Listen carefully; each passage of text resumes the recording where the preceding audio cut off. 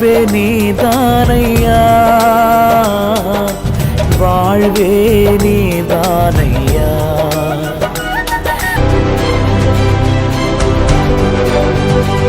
திருந்தாத உன் வாழ்க்கைய ஆண்டவர் திருத்தி எழுதணும்னா நீ திருந்தாம இருக்கிற வாழ்க்கையை விட்டு முதல்ல வெளியே வரணும். இன்னைக்கு உங்களுக்கு விடுதலை வரப்போகுது.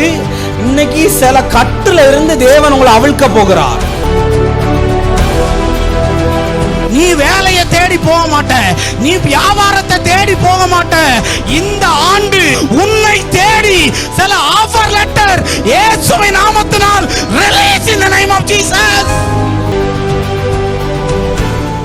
கர்த்தருக்குள் அன்பான தேவ பிள்ளைகளே, ஆண்டவரும் இரட்சகருமாகிய இயேசுவின் நாமத்தில் உங்களுக்கு என் அன்பின் வாழ்த்துதலை தெரிவிக்கிறேன்.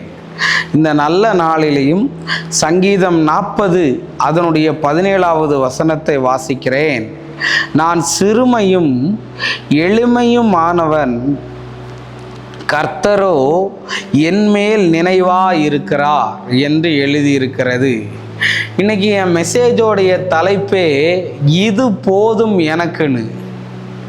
எது போதும் எனக்கு? அவர் என்மேல் நினைவாயிருக்கிறார். இந்த ஒரு வார்த்தை போதுங்க எனக்கு. அன்னாள் ஆண்டவரை பார்த்து சொல்றா, நீர் என்னை மறவாமல் நினைத்தருளின்னு.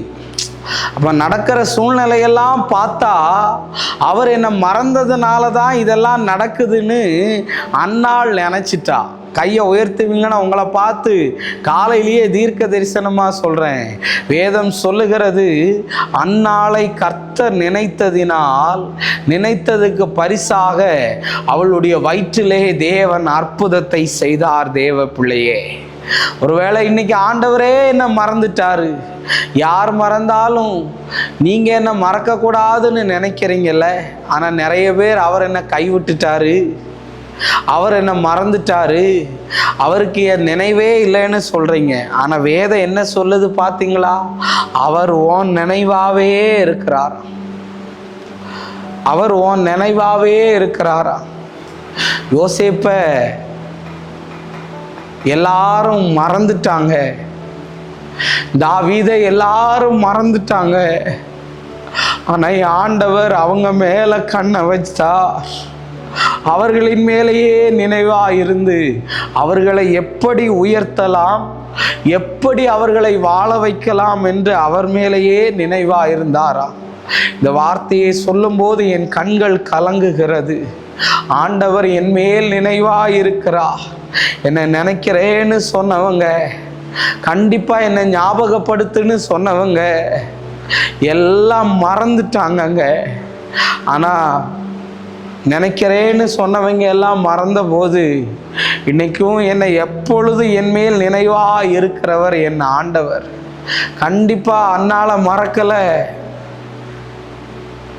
நேரமும் காலமும் ஆகும்போது தேவன் அவளை நினைச்சதுனால அவ வாழ்க்கையில கர்த்தர் நினைச்ச உடனே அவ துக்க நாட்கள் சந்தோஷமா மாறிடுச்சு. இன்னைக்கு என்னையெல்லாம் யாரு பிரதர் நினைக்க போறா?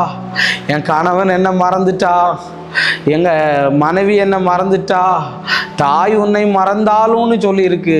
அவ கூட மறப்பா, ஆனா நான் உன்னை மறக்கவே மாட்டேன்னு சொன்னார். என் மேல் அவர் நினைவா இருக்கிறார். ஹல்லேலூயா. இந்த காலை நேரத்தில் என்ன இந்த வேலை விஷயத்துல மறந்துட்டீங்களா? என்ன இந்த படிப்பு விஷயத்துல மறந்துட்டீங்களா? என் கல்யாணத்தை மறந்துட்டீங்களா? என் பிள்ளை செல்வத்தை மறந்துட்டீங்களான்னு நினைக்கிறையா? உன்னை தேவன் நினைப்பார், உன்னை ஆண்டவர் ஆசீர்வதிப்பார். ஜெபிப்போமா? அன்பான ஆண்டவரே, இந்த நேரத்துக்காக நன்றி. நீர் எங்களோடு பேசின ஆழமான சத்தியங்களுக்காய் நன்றி சொல்லுகிறேன். எல்லா விதமான தடைகளையும் கர்த்தர் மாற்றும், அற்புதத்தை செய்யும். இயேசுவின் நாமத்தில் வேண்டுகிறேன் நல்ல பிதாவே. ஆமேன், ஆமேன், ஆமேன். God bless you. கர்த்தர் உங்களை ஆசீர்வதிப்பார்.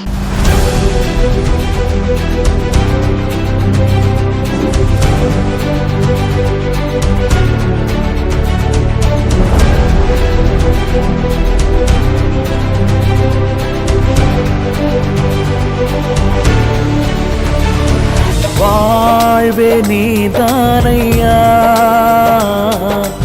வாழ்வே நீதானையா.